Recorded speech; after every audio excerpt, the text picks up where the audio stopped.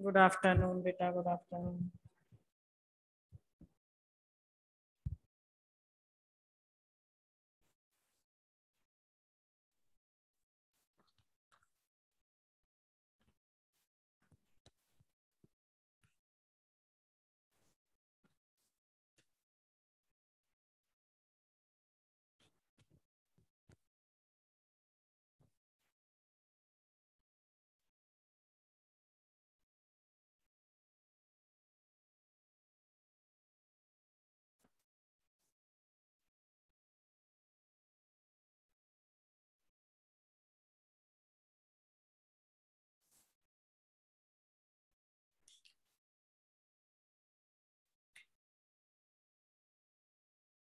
चलिए, good afternoon and जय हिंद। तो हम लोग अपना नया चैप्टर स्टार्ट करते हैं आज। और जो नया चैप्टर है वो ऑर्गेनिक केमिस्ट्री का था। मैंने आपको पहले ही बता दिया था कि मैं सबसे पहले जो आपका सॉलिड स्टेट और सॉल्यूशन करा दिया है, उसके बाद जो आपका फर्स्ट टर्म में आना है बायोमोलिक्यूल। ठीक है, तो थोड़ा सा आज बायोमोलिक्यूल के बारे में हम लोग पढ़ेंगे। तो बायोमोलिक्यूल क्या होता है, उसमें से कैसे कैसे आपके क्वेश्चंस बन सकते हैं, सबके बारे में आज डिटेल में स्टडी करेंगे। ठीक है, तो बायोमोलिक्यूल है आपका 4 to 5 मार्क्स का आएगा। मैं शायद आपको पहले ही डिस्कस कर चुकी हूँ कि जो हमारा चैप्टर है कौन सा, बायोमोलिक्यूल। बायोमोलिक्यूल, ठीक है। तो पहली बात, बायोमोलिक्यूल कौन सी बुक का है, अपनी सेकंड बुक का चैप्टर है। ठीक है, सेकंड बुक का चैप्टर है। और दूसरी बात, ये आपका लाई कर सकता है 4 to 5 मार्क्स के लिए। ठीक है, 4 से 5 नंबर का आपका बोर्ड में यहाँ से क्वेश्चन पूछे जा सकते हैं। समझ रहे हैं आप इतनी बात? तो बायोमोलिक्यूल्स में 4 से 5 नंबर का पूछा जा सकता है। सेकंड बुक का आपका चैप्टर है। अगर आप अपनी एनसीईआरटी उठाएंगे तो सेकंड बुक का थर्ड लास्ट चैप्टर है। समझ रहे हैं ना? सेकंड बुक का थर्ड लास्ट चैप्टर है आपका कौन सा, बायोमोलिक्यूल। तो चलिए स्टार्ट कर देते हैं। बायोमोलिक्यूल होता क्या है, बायोमोलिक्यूल का मीनिंग होता क्या है। तो सबसे पहले आपको वर्ड लिखा हुआ दिख रहा है क्या, बायोमोलिक्यूल। बायोमोलिक्यूल, ठीक है। इसका मतलब क्या है, बायोमोलिक्यूल का आखिर मतलब होता क्या है? तो बायो का मीन्स क्या होता है, बायो का मीनिंग होता है लिविंग। बायो का मीनिंग क्या है, लिविंग। और मॉलिक्यूल्स का मतलब, मॉलिक्यूल्स की स्टडी आप किस में करते हैं, मॉलिक्यूल्स की स्टडी करते हैं आप केमिस्ट्री में। ठीक है, तो बायो का मतलब तो हो गया लिविंग, और मॉलिक्यूल्स का मतलब क्या हो गया, कुछ आपके केमिकल कंपाउंड। और केमिकल कंपाउंड कैसे होते हैं, नॉन लिविंग होते हैं, जानते हैं ना। तो केमिकल कंपाउंड, और केमिकल कंपाउंड मॉलिक्यूल का मतलब है क्या है आपका, कोई केमिकल कंपाउंड है। और केमिकल कंपाउंड आपको पता है कैसा होता है, नेचर में हमेशा नॉन लिविंग होता है। जानते हैं ना कि केमिकल कंपाउंड नेचर में कैसा होता है, तो केमिकल कंपाउंड नेचर में कैसा होता है, नॉन लिविंग होता है। तो अब अगर आपको बायोमोलिक्यूल की एक छोटी सी डेफिनेशन बतानी हो कि बायोमोलिक्यूल का मतलब क्या है, what you mean by biomolecule. तो बायोमोलिक्यूल क्या होता है बेटा, बायोमोलिक्यूल एक आपका क्या है, बायोमोलिक्यूल एक ऐसा केमिकल कंपाउंड है जो कि लिविंग बॉडी के अंदर प्रेजेंट होता है इन नॉन लिविंग स्टेट। समझे, लिविंग बॉडी के अंदर प्रेजेंट नॉन लिविंग सब्सटेंसेस को हम क्या कहते हैं, बायोमोलिक्यूल्स कहते हैं। बात समझ गए, बायोमोलिक्यूल्स क्या है, किसी लिविंग बॉडी के अंदर प्रेजेंट नॉन लिविंग सब्सटेंसेस। जैसे हम लोग लिविंग है और हमारे अंदर कुछ नॉन लिविंग सब्सटेंसेस प्रेजेंट है, और जो कैसे हैं, आपके केमिकल नेचर के हैं। तो उनको ही हम क्या कहते हैं बेटा, उनको हम बोलते हैं बायोमोलिक्यूल। तो मैं बायोमोलिक्यूल की यहाँ डेफिनेशन लिखे दे रही हूँ, क्या है, non living substances, non living chemical substances, chemical substances present in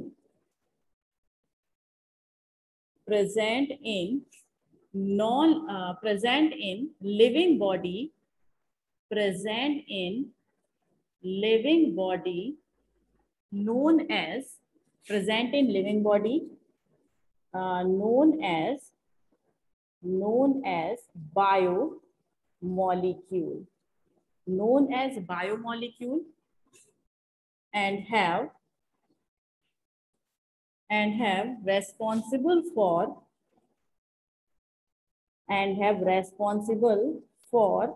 different life process, different life processes like reproduction, ठीक है। दूसरा इसमें growth and healing, growth and healing. तो ये आपकी डेफिनेशन है किसकी, बायोमोलिक्यूल की। तो बायोमोलिक्यूल क्या है, ऐसे नॉन लिविंग सब्सटेंसेस है, नॉन लिविंग का मतलब स्पेशली केमिकल सब्सटेंसेस हैं जो कि किसी लिविंग बॉडी के अंदर प्रेजेंट होते हैं, और साथ में साथ उन लिविंग बॉडी के कुछ मेन लाइफ प्रोसेसेस जैसे कि रिप्रोडक्शन में हेल्प करते हैं, और उस लिविंग फॉर्म की ग्रोथ में हेल्प करते हैं, और उनकी हीलिंग में ग्रोथ करते हैं। हीलिंग का मतलब है अगर उनको कहीं चोट लग जाती है तो उस चोट को सही करने में भी हेल्प करते हैं कौन, आपके बायोमोलिक्यूल्स। बात समझ में आए। तो बायोमोलिक्यूल्स क्या है, किसी लिविंग बॉडी के अंदर present non living chemical substances को हम बायोमोलिक्यूल कहते हैं, और उन बायोमोलिक्यूल की हेल्प से जो आपके लिविंग बॉडी है उनमें रिप्रोडक्शन हो सकता है, उनमें ग्रोथ हो सकती है, या फिर उनकी हीलिंग हो सकती है। तो ये बायोमोलिक्यूल की प्रॉपर आपकी क्या हुई, एक डेफिनेशन हुई। तो बायोमोलिक्यूल की डेफिनेशन आप समझ गए होंगे कि बायोमोलिक्यूल है क्या। जैसे हम लोग लिविंग है तो हमारे अंदर क्या मिलता है, डीएनए मिलता है। तो डीएनए कैसा होता है, अगर डीएनए को बाहर निकाल के रख दिया जाए तो वो एक नॉन लिविंग आपका मैटर होगा, एक नॉन लिविंग केमिकल कंपोनेंट होगा, क्योंकि वो डिफरेंट टाइप के केमिकल से मिलकर बना होता है। ठीक है, आपकी बॉडी से बाहर अगर फैट को निकाल के रख दिया जाए, अब जैसे ऑयल वगैरह है, ऑयल वगैरह अगर किसी प्लांट के अंदर, सरसों का तेल आप सभी ने देखा होगा, सरसों का तेल अगर सरसों के पेड़ के अंदर है, उसकी सीड्स में, तो वो लिविंग कंडीशन में है। ठीक है, लेकिन उन सीड्स को क्रश करके अगर तेल निकाल लिया गया, तो जो तेल आपके घर में डिब्बे में भरा हुआ है, तो उस तेल को क्या आप लिविंग मानते हो, नहीं मानते ना। लेकिन वो ऑब्टेन किससे किया गया है, वो ऑब्टेन तो एक लिविंग थिंग से ही किया गया है ना। तो यही है आपके कि लिविंग बॉडी के अंदर जो नॉन लिविंग सब्सटेंसेस प्रेजेंट होते हैं उन्हें हम बायोमोलिक्यूल कहते हैं। ठीक है, चलिए इसका स्क्रीनशॉट लीजिएगा, ले लिया स्क्रीनशॉट, चलो फिर इसे रब कर दें। ओके, और ये ध्यान रखिएगा, आप लोगों को पता ही है, ये आपको बायोलॉजी में भी हेल्प करेगा चैप्टर, जो बायो वाले हैं उनके लिए काफी हेल्पफुल है। अब देखो बायोमोलिक्यूल के टाइप तो बेटा वैसे बहुत टाइप का होता है, मैं सभी टाइप बता दे रही हूँ, लेकिन जो डिटेल में पढ़ना है केवल उनको अलग से मैं मार्क कर दूंगी। तो हेडिंग डालते हैं क्या, टाइप्स ऑफ बायोमोलिक्यूल, बायोमोलिक्यूल। ठीक है, बायोमोलिक्यूल कितने टाइप का होता है। अब बायोमोलिक्यूल लिविंग सब्सटेंसेस है जो किसी, सॉरी नॉन लिविंग सब्सटेंसेस है जो किसी लिविंग बॉडी के अंदर प्रेजेंट है। तो बहुत सारे non living chemical compound substances है जो लिविंग बॉडी के अंदर प्रेजेंट होते हैं, जैसे कि उनमें हम कुछ लिखते हैं, न्यूक्लिक एसिड, क्या है आपका, न्यूक्लिक एसिड क्या होता है अभी बता दूंगी। दूसरा है जैसे आपका प्रोटीन, क्या है, प्रोटीन, ये भी आपकी बॉडी के अंदर मिलता है प्रोटीन। आपको पता है आपकी जो ये मसल्स हैं, आपके जो हेयर हैं, जो नेल्स हैं, ये किससे बने, ये प्रोटीन से बने। और प्रोटीन वास्तव में, प्रोटीन के कैप्सूल देखे होंगे, प्रोटीन वास्तव में क्या है, एक नॉन लिविंग सब्सटेंस है, लेकिन प्रेजेंट किसके अंदर है, हमारे अंदर प्रेजेंट है, यानी कि एक लिविंग बॉडी के अंदर प्रेजेंट है, प्रोटीन हुआ। नेक्स्ट है कौन, कार्बोहाइड्रेट, कार्बोहाइड्रेट, ठीक है, ये भी क्या है आपका एक बायोमोलिक्यूल है। नेक्स्ट है आपका फैट, ठीक है, उसके बाद नेक्स्ट है आपका यहाँ पर एंजाइम्स, एंजाइम्स, ठीक है। नेक्स्ट है आपका हॉर्मोन्स, हॉर्मोन्स भी आपको पता है केमिकल मैसेंजर हैं, क्लास 11th में आपने पढ़े थे। ठीक है, एंजाइम्स हैं, हॉर्मोन्स हैं, और इसके अलावा डिफरेंट टाइप के मिनरल्स, मिनरल्स हैं। आपकी बॉडी के अंदर वाटर भी प्रेजेंट होता है, और ये वाटर भी कैसा होता है, नॉन लिविंग ही तो होता है, लेकिन प्रेजेंट किसके अंदर है, एक लिविंग बॉडी के अंदर। तो ये सारे के सारे क्या हुए बेटा, आपके बायोमोलिक्यूल हुए। मींस इन सभी का एक केमिकल स्ट्रक्चर होता है, ये सभी एक केमिकल कंपोनेंट है और उसी की तरह ये वर्क करते हैं। ठीक है, तो ये केमिकल कंपोनेंट है, लेकिन प्रेजेंट होते हैं किसके अंदर, एक लिविंग बॉडी के अंदर। ठीक है, तो ये सारे हमारे सिलेबस में नहीं है, ये तो मैंने सारे टाइप आपको लिख के बता दिए। ठीक, जो हमारे इस साल के सिलेबस में है, मैं बुक की बात नहीं कर रही हूँ, बुक में तो बहुत सारे हैं, मैं इस साल के सिलेबस की बात कर रही हूँ जो हमारे सिलेबस में है, वो कौन कौन से जो डिटेल में पढ़ना है? एक तो आपका न्यूक्लिक एसिड, दूसरा प्रोटीन और तीसरा कार्बोहाइड्रेट। ये आपके सिलेबस 2021-22 के सिलेबस में है। मींस न्यूक्लिक एसिड को डिटेल में पढ़ना है, प्रोटीन को डिटेल में पढ़ना है और कार्बोहाइड्रेट को डिटेल में पढ़ना है। ठीक है, चलिए अब इनकी थोड़ी सी डिटेल हम अभी ही स्टार्ट कर देते हैं। तो जो न्यूक्लिक एसिड है, न्यूक्लिक एसिड बेसिकली बेटा दो टाइप के होते हैं। ठीक है, न्यूक्लिक एसिड बेसिकली कितने टाइप के हैं? दो टाइप के हैं, और दोनों टाइप के आपके सिलेबस में है। पहला कौन सा है? डीएनए, और दूसरा है कौन सा? आरएनए। ठीक है, डीएनए और आरएनए क्या हुए? Nucleic acid. डीएनए का फुल फॉर्म आप सभी जानते होंगे, deoxy ribo nucleic acid, deoxy ribo nucleic acid, और आरएनए राइबो न्यूक्लिक एसिड। ठीक, जब डिटेल में पढ़ाऊंगी तो आपको लिख भी दूंगी। अब जो प्रोटीन है, ठीक है, कैसे बनता है ये सारा कुछ आपके में डिटेल में है। और प्रोटीन के तीन पार्ट है। ठीक है, प्रोटीन आपका कितना है? वैसे तो बेसिकली दो पार्ट में डिवाइड किया जाता है। एक तो इसका पार्ट है on the basis of physical structure, ठीक है, और दूसरा डिवाइड किया हुआ है on the basis of chemical structure, किसे? प्रोटीन को। दोनों डिटेल में पढ़ने हैं आपको।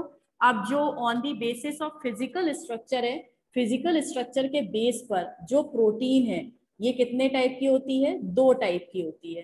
ठीक है, जो पहला टाइप है वो है आपका कौन सा? फाइब्रस प्रोटीन, और दूसरा है आपका ग्लोब्यूलर प्रोटीन। ठीक है, फाइब्रस प्रोटीन और दूसरा कौन सा हुआ आपका? Globular protein. अब आते हैं on the basis of chemical structure. Chemical structure के बेस पर प्राइमरी, सेकेंडरी, टर्सरी और क्वाटरनरी चार टाइप की होती है। ठीक है, कितने टाइप की है? 4 टाइप की है। एक तो है primary structure of protein, primary. ठीक है, पूरा स्ट्रक्चर ऑफ प्रोटीन नहीं लिख रही हूं मैं। दूसरा है secondary structure of protein, third है टर्सरी स्ट्रक्चर ऑफ प्रोटीन, और फोर्थ है आपका क्वाटरनरी स्ट्रक्चर ऑफ प्रोटीन। तो इस तरीके से चार टाइप की आपकी प्रोटीन है on the basis of chemical structure. ठीक है, कौन कौन सी? प्राइमरी, सेकेंडरी, टर्सरी और क्वाटरनरी। जो सेकेंडरी है, एक मिनट, हाँ एक और बात, सेकेंडरी है, सेकेंडरी को फिर से क्लासिफाई किया गया है दो पार्ट में। एक है अल्फा हेलिक्स स्ट्रक्चर, और दूसरा है बीटा प्लीटेड शीट स्ट्रक्चर। ठीक है, ये जितना मैं लिख रही हूँ सारा आपके सिलेबस में, सारा आपको पढ़ना भी है। पूछा किसमें से ज्यादा जाता वो भी आपको बता दूंगी, पहले इसका डिटेल में बता दूं। ठीक है, तो पहले स्क्रीनशॉट ले लीजिए इन सब के, क्योंकि मैं नीचे वाली ये रफ कर दूंगी। डिटेल में भी कार्बोहाइड्रेट भी तो बताना है, ऐसे ही हो गया। चलो भाई, अब देखो जो कार्बोहाइड्रेट है, कार्बोहाइड्रेट को डिवाइड किया हुआ है 3 पार्ट में। ठीक है, अब ये 3 पार्ट कौन कौन से हैं? एक है आपका मोनोसैकेराइड, दूसरा है आपका ओलिगोसैकेराइड, और तीसरा है आपका पॉलीसैकेराइड।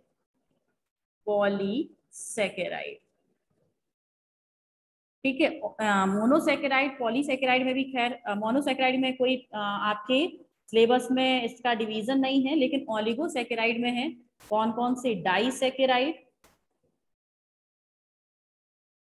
डाइसैकेराइड, दूसरा आपका ट्राइसैकेराइड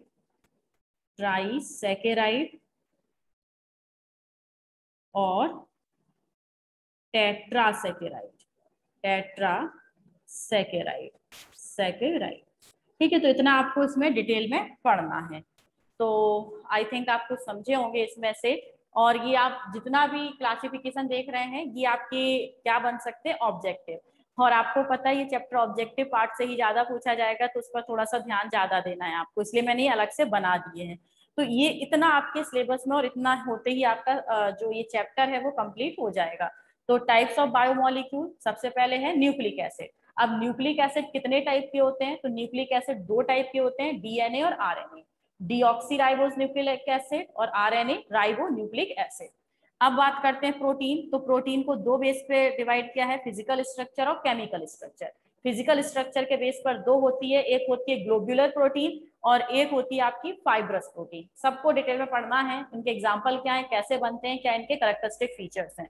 on the basis of chemical structure के बेस पर चार पार्ट में डिवाइड किया है, प्राइमरी, सेकेंडरी, टर्सरी और क्वाटरनरी। इसमें सेकेंडरी को फिर से दो में डिवाइड किया हुआ है, अल्फा हेलिक्स स्ट्रक्चर और बीटा प्लेटेड सीट स्ट्रक्चर। इसमें अगर हम इंपॉर्टेंट की बात करें तो ये वाला जो पार्ट है, ठीक है, मैं ग्रीन मार्कर से कर रही हूँ, ये वाला जो पार्ट है ये आप ये समझिए मोस्ट मोस्ट इंपॉर्टेंट है, ठीक है। और इसमें से न्यूक्लिक एसिड में से ये जो डीएनए वाला पार्ट है ये मोस्ट इंपॉर्टेंट है, ठीक है।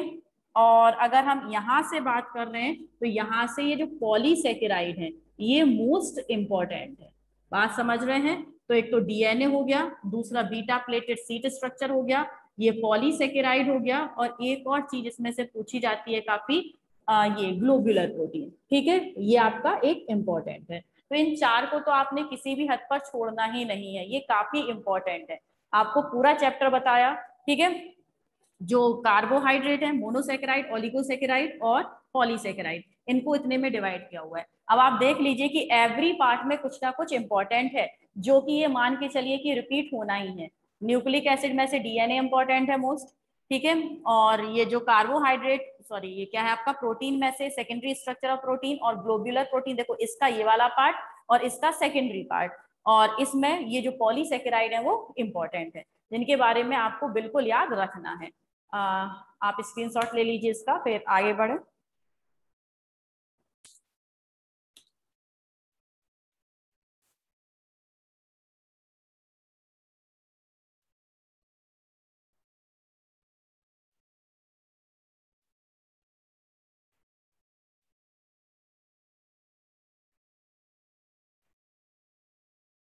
चलिए, हो गया, रफ कर दूं? आप अपना दिमाग खोल के पढ़िएगा, ठीक है।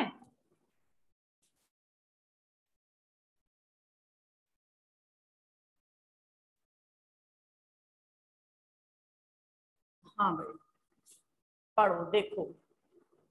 बायोमोलिक्यूल में सबसे पहले हम बात करते हैं किसकी, न्यूक्लिक एसिड की।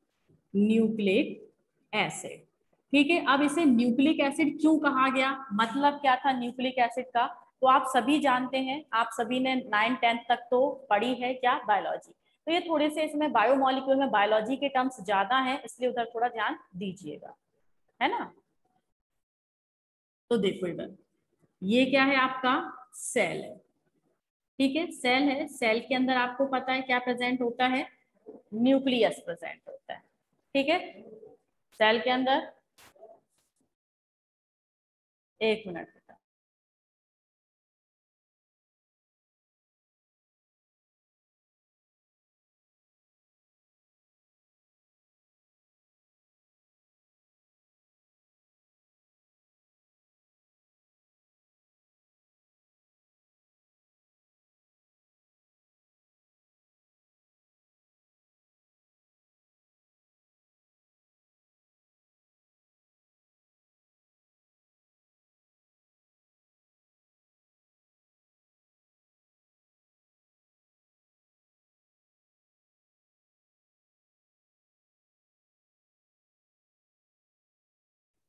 हाँ भाई आ जाओ। तो यहाँ पर जो न्यूक्लिक एसिड है, ठीक है, न्यूक्लिक एसिड क्यों कहा गया कि ये क्या है, हमारी सेल है, सुनाई तो दे रहा है ना सभी को, ये हमारी सेल है, और सेल के अंदर क्या प्रेजेंट होता है, न्यूक्लियस प्रेजेंट होता है। सेल के अंदर क्या प्रेजेंट है, न्यूक्लियस। और न्यूक्लियस के अंदर आपको पता है प्रेजेंट होते थे क्रोमोसोम, जो आपने क्लास 9th-10th में पढ़े होंगे, इस टाइप से क्रोमोसोम। और क्रोमोसोम वास्तव में मेन कॉन्स्टिट्यूएंट क्या होता है, डीएनए। तो साइंटिस्ट ने सबसे पहले डीएनए नाम रख नहीं दिया था, कि भाई ये क्रोमोसोम है और क्रोमोसोम जिनसे बने हुए हैं वो क्या है, डीएनए। तो उन्होंने सबसे पहले डीएनए नाम नहीं रखा था, उन्होंने क्या कहा, भाई न्यूक्लियस है, ये न्यूक्लियस है, न्यूक्लियस के अंदर प्रेजेंट है, इसीलिए ये क्या हो गया, और एसिडिक इन नेचर और होता है। जो आपका डीएनए है, डीएनए और आरएनए, ध्यान रखिएगा एसिड और बेस में कैसा होता है, एसिडिक इन नेचर होता है। ये भी आपका 1 मार्क्स में एक ऑब्जेक्टिव क्वेश्चन बन सकता है कि जो डीएनए है वो नेचर में कैसा होता है, एसिडिक, बेसिक, न्यूट्रल, हमें नहीं पता, ठीक है, तो कैसा होता है, एसिडिक इन नेचर होता है। तो जो डीएनए सबसे पहले डिस्कवर किया वो न्यूक्लियस के अंदर था, क्योंकि न्यूक्लियस के अंदर ही क्रोमोसोम होते हैं, क्रोमोसोम में ही क्या प्रेजेंट होता है, डीएनए प्रेजेंट होता है, ठीक है। तो डीएनए कहाँ प्रेजेंट था, न्यूक्लियस के अंदर प्रेजेंट था और नेचर में था एसिडिक, इसीलिए इसको क्या नाम दे दिया गया, इसे कह दिया गया न्यूक्लिक एसिड। न्यूक्लियस के अंदर मिलने वाला जो एसिड है, इसीलिए इसे क्या कहा गया, न्यूक्लिक एसिड कहा गया, ठीक है। अब इसके बाद क्या हुआ, सबसे न्यूक्लिक एसिड हो गया। अब ये न्यूक्लिक एसिड है कौन सा, कई टाइप के न्यूक्लिक एसिड हो सकते थे, आरएनए हो सकता था, डीएनए हो सकता था, कुछ भी। तो इसके लिए क्या हुआ, 1869 में 1869 में एक साइंटिस्ट हैं फ्रेडरिक मिशर। कौन है आपके, फ्रेडरिक मिशर, ठीक है। फ्रेडरिक मिशर नाम के जो साइंटिस्ट हैं, इन्होंने किसको, बिल्कुल अलग से एक थ्रेड लाइक स्ट्रक्चर देखा और उस थ्रेड लाइक स्ट्रक्चर को क्या नाम दिया, न्यूक्लिन, ठीक है। तो in 1869 Friedrich Miescher name a name sorry name नहीं आएगा, Friedrich Miescher observe a thread like observe a thread like structure thread like structure known as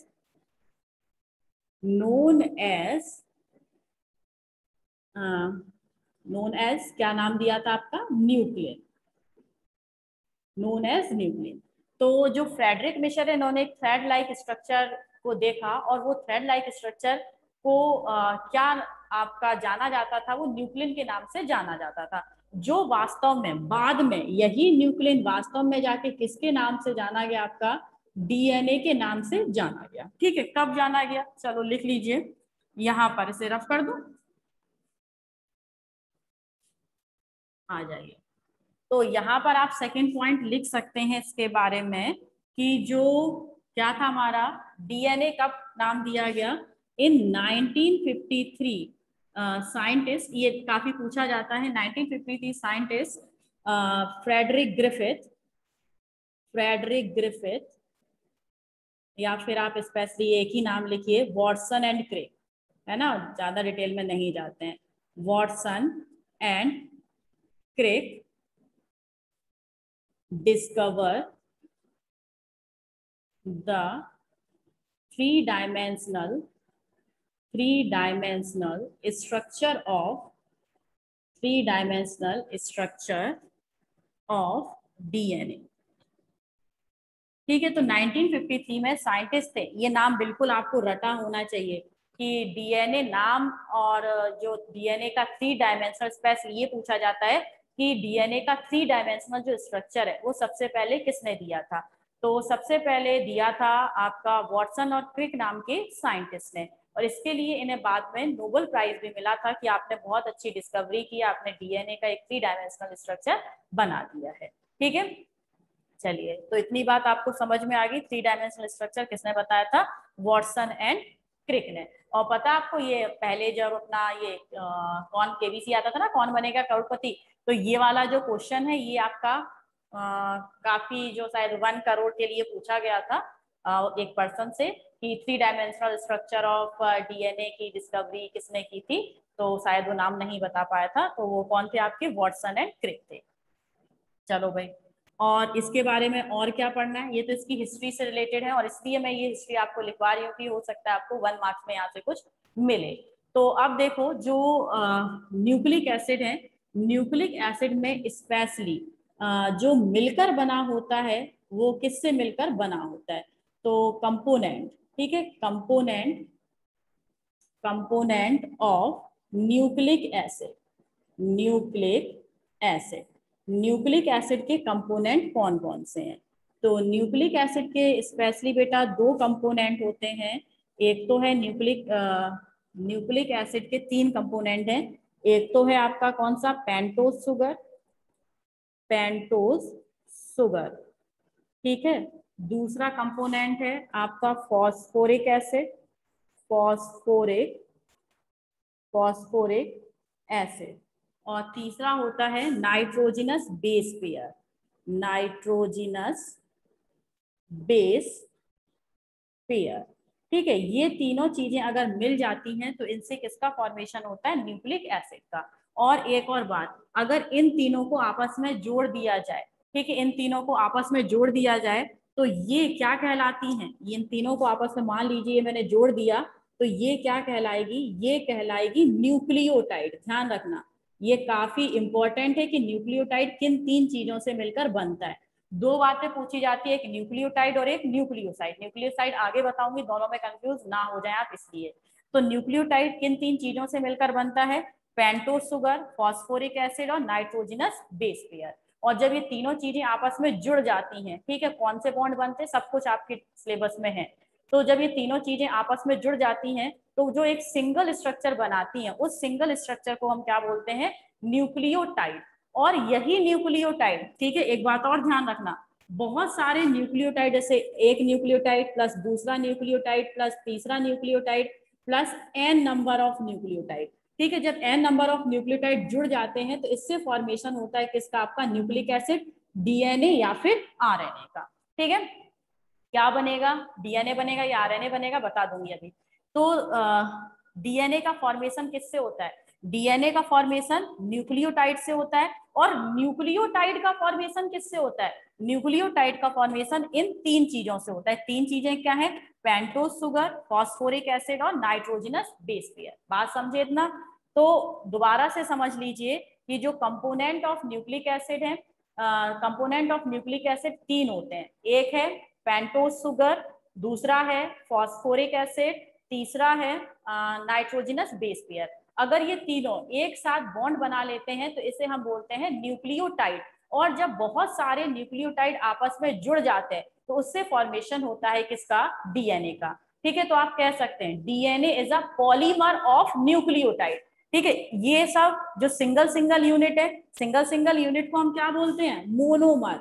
ध्यान रखना एक एक चीज का, सिंगल सिंगल यूनिट को क्या बोलते हैं, मोनोमर। और जब सिंगल, बहुत सारी सिंगल यूनिट है इनसे जुड़कर और एक बड़ी सी यूनिट बन जाती है, उसे हम क्या बोलते हैं, पॉलीमर, पॉलीमर, ठीक है। तो आपसे एक क्वेश्चन यहां से ये भी पूछा जा सकता है कि डीएनए का मोनोमर क्या है, ठीक है। तो डीएनए का मोनोमर क्या है, एक लिख दिया आपका फॉस्फोरिक एसिड, एक लिख दिया पेंटोज शुगर, एक लिख दिया नाइट्रोजिनस बेस पेयर और एक लिख दिया आपका क्या, न्यूक्लियोटाइड। तो राइट आंसर क्या होगा, न्यूक्लियोटाइड, ठीक है। समझ गया ना क्वेश्चन क्या था, क्वेश्चन था what is the monomer of DNA, DNA का मोनोमर क्या है, ठीक है। तो डीएनए का मोनोमर क्या है आपका, न्यूक्लियोटाइड। एंटी जो लिखा है इसका पूरा मतलब क्या है, न्यूक्लियोटाइड, ठीक है। अब आपसे अगर कह दिया जाए कि न्यूक्लियोटाइड का पॉलीमर क्या है, ठीक है, मैं क्वेश्चन लिख देती हूँ आप लोग समझ जाए शायद। What is the polymer of nucleotide, nucleotide का पॉलीमर क्या है, ठीक है। ए आपका ऑप्शन दे रखा है डीएनए, बी ऑप्शन दे रखा है प्रोटीन, ठीक है, सी ऑप्शन दे रखा है आपका यहाँ पर वाटर और डी ऑप्शन दे रखा है आपका यहाँ पर, और वो है कार्बोहाइड्रेट, कार्बोहाइड्रेट। तो डोंट बी कंफ्यूज, क्वेश्चन था आपका क्या, क्वेश्चन था what is the polymer of nucleotide, means nucleotide का पॉलीमर क्या होता है। तो आंसर आप लोगों ने दे दिया है, न्यूक्लियोटाइड का पॉलीमर क्या होता है बेटा, डीएनए, ठीक है। तो ये छोटी छोटी सी बातें बिल्कुल आपको रटी होनी चाहिए कि मोनोमर क्या है और उसका पॉलीमर क्या है। समझ गए इतनी बात, चलो भाई रफ कर दूं, क्वेश्चन रफ कर देती है ना। हाँ, अब देखिए जो पेंटोज शुगर है, पेंटोज शुगर दो टाइप की होती है। पेंटोज शुगर कितने टाइप की होती है, दो टाइप की। एक होती है डी ऑक्सी राइबोज, डीऑक्सीराइबोज, और दूसरी कौन सी होती है, राइबोज। अंतर क्या है आगे पता चलेगा, अभी नहीं बताऊंगी, केवल नाम लिखूंगी। तो पेंटोज शुगर कितने टाइप की है, 2 टाइप की, एक है डीऑक्सीराइबोज और दूसरी कौन सी है, राइबोज। पेंटोज का मतलब समझते हो, पेंटोज का मतलब है एक ऐसी शुगर जिसमें 5 कार्बन। पेंटोज शुगर का मतलब क्या होता है, एक ऐसी शुगर जिसमें कितने कार्बन होंगे, 5 कार्बन। ये भी पूछ सकता है आपसे कि how many carbon atom present in pentose sugar, कि पेंटोज शुगर में कितने कार्बन एटम प्रेजेंट होंगे, 4, 5, 6, 7, तो कितने होंगे। पेंटोज नाम से ही पता चल रहा है, पेंट का मतलब क्या होता है, वेयर इज 5 कार्बन एटम। तो जहां पर 5 कार्बन एटम होंगे वो क्या होगा, पेंटोज शुगर। अब देखिए पेंटोज भी 2 टाइप की होगी, एक होगी डीऑक्सीराइबोज और दूसरी कौन सी होगी, राइबोज। जो डीऑक्सीराइबोज है ये किस में मिलती है, ये मिलती है डीएनए में, ठीक है। और जो राइबोज है वो किस में मिलती है, आरएनए में। बात समझ गए इतनी, कि डीएनए में कौन सी शुगर मिलती है, तो डीएनए में कौन सी शुगर मिलती है, डीऑक्सीराइबोज शुगर मिलती है। आरएनए में कौन सी शुगर मिलती है, आरएनए में राइबोज शुगर मिलती है। बहुत सारे क्वेश्चन यहाँ से बनते हैं ऑब्जेक्टिव टाइप, इसलिए आपको स्पेशली बहुत ध्यान देके पढ़ना है, ठीक है। फॉस्फोरिक एसिड दोनों में सेम होता है। अब आते हैं नाइट्रोजनस बेस पेयर पर।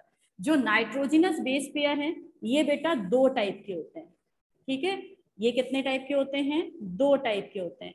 एक होता है प्यूरेंस और दूसरा होता है क्या, पिरिमिडेंस, पिरिमिडेंस, ठीक है। तो नाइट्रोजनस बेस पेयर कितने टाइप के हैं, 2 टाइप के, प्यूरेंस और पिरिमिडेंस।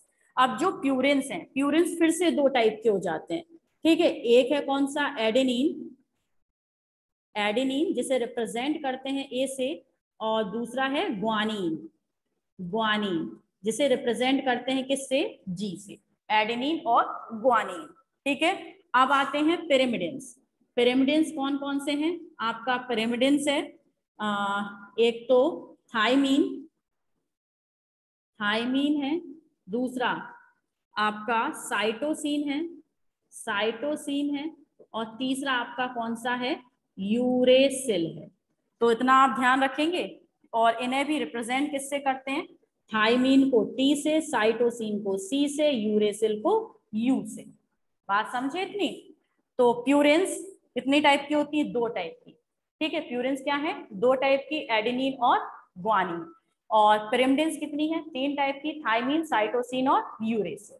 बात समझ रहे हो। अब देखो कौन सी किस्में मिलती हैं, आ जाओ, कौन सी किस्में मिलती हैं, जो एडेनिन है, जो एडेनिन है वो आपकी मिलती है डीएनए में भी, डीएनए में भी मिलेगी, एज वेल एज आरएनए में मिलेगी, कौन, एडेनिन।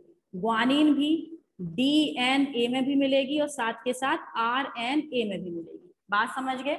जो थाइमीन है, थाइमीन केवल और केवल किस में मिलेगी, ध्यान रखना, मोस्ट इंपॉर्टेंट क्वेश्चन है। थाइमीन केवल और केवल किस में मिलेगी, डीएनए में, ठीक है। आरएनए में थाइमीन नहीं होती, गांठ बांध लीजिए, समझ लीजिए। थाइमीन केवल किस में मिलती है, डीएनए में, आरएनए में थाइमीन नहीं होती, ठीक है। साइटोसिन, साइटोसिन किस में मिलती है, ये डीएनए में भी मिलेगी प्लस आपकी आरएनए में भी मिलेगी। साइटोसिन डीएनए और आरएनए दोनों में मिलती है। और जो यूरेसिल है ये बिल्कुल वही इंपॉर्टेंट वाली कहानी है, गांठ बांध लीजिएगा। ये किस में मिलती है, केवल और केवल आरएनए में मिलती है। बात समझ गए। तो आपसे पूछ सकते हैं कि कौन सा नाइट्रोजनस बेस पेयर डीएनए में नहीं मिलता, कौन सा नाइट्रोजनस बेस पेयर डीएनए में नहीं मिलता, ठीक है। ऑप्शन दे रखे हैं, पहला ऑप्शन है एडेनिन, दूसरा है थाइमीन, तीसरा है यूरेसिल और चौथा है ग्वानिन, ठीक है। तो डीएनए में कौन सा नहीं मिलता, डीएनए में यूरेसिल नहीं मिलता, यानी कि आपका इसका ऑप्शन कौन सा होगा, सी वाला, क्योंकि तीसरे नंबर पे ही मैंने यूरेसिल बोला था। बात समझ गए। तो ध्यान रखना, जो यूरेसिल है वो केवल और केवल आरएनए में मिलेगा, डीएनए में नहीं मिलता। और डीएनए और आरएनए दोनों में जो मिलते हैं वो कौन कौन से हैं, एक तो है आपका ग्वानिन, एक है आपका एडेनिन, दे रखा है ना, adenine guanine, adenine DNA RNA में, ग्वानिन डीएनए आरएनए में, और साइटोसिन डीएनए और आरएनए दोनों में मिलता है, ठीक है। स्क्रीनशॉट ले लीजिए, भूलना मत। सॉलिड स्टेट की बेटा भी सीट मैंने बनाई नहीं है, सॉलिड स्टेट की जिसके, हाँ सॉल्यूशन किसकी रह गई है वो ले सकते हो, लेकिन सॉलिड स्टेट की मत आना भी लेने, क्योंकि मैं आलस कर गई हूँ आजकल। स्क्रीनशॉट ले ली ना?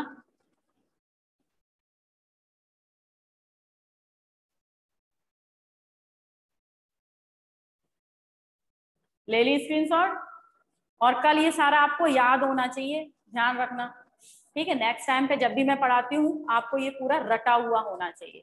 ठीक है, चलिए बेटा, तो आज तो नहीं पूछूंगी, नया चैप्टर है, परेशान हो जाओगे कितना सारा है, लेकिन भाई इसका जितना भी मैंने पढ़ा दिया उसे बहुत अच्छे से याद करना। मैंने इसीलिए अभी किसी के भी केमिकल स्ट्रक्चर आपको नहीं बनवाए हैं। आप और, क्योंकि इनके केमिकल स्ट्रक्चर इतने बड़े बड़े हैं, ऑर्गेनिक के तो स्ट्रक्चर तो बनने ही है, नेचुरल सी बात है। तो अभी केवल इस थ्योरी पर ध्यान दीजिए, ऑप्शनल यहाँ से खूब सारे बनेंगे। चलो बेटा, तो मिलते हैं हम अब नेक्स्ट डे, तब तक के लिए गुड बाय एंड जय हिंद, बाय बाय।